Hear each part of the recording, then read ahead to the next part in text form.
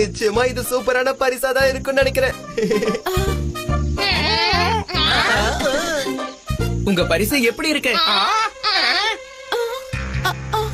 இதுதான் உன் பரிசா? இந்த பரிசு இவ்வளவு வெயிட்டா இருக்கும் போதே நான் சந்தேகப்பட்டேன். நீ சொல்றது எனக்கு புரியல. என்ன பீம், கல்லதான் நீ பரிசா கொடுப்பியா? ஆனா காளியா, நான் என்னாச்சு டோலு போலு? இதுக்குள்ள என்ன இருக்குன்னு பாரு பீம். உன்னோட இந்த பரிசு எங்களுக்கு தேவைப்படாது.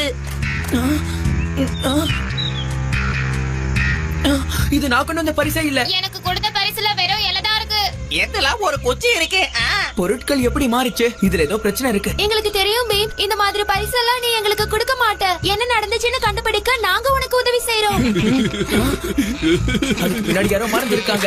வாங்க யாரும் போய் பார்க்கலாம்.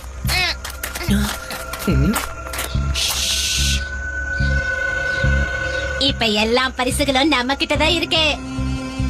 சாக்லேட். இனிமே பீமுக்கும் அவன் நண்பர்களுக்கும் நடுவுல இருக்கிற நட்பு முடிஞ்சு போயிடும். நீ ரொம்பவே புத்திசாலி கீச்சக்.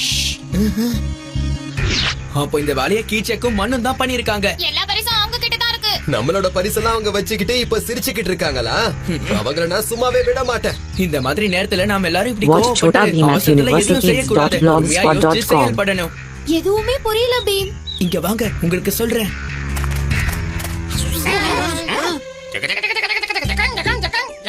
இவ்வளவு அருமையான பரிசா.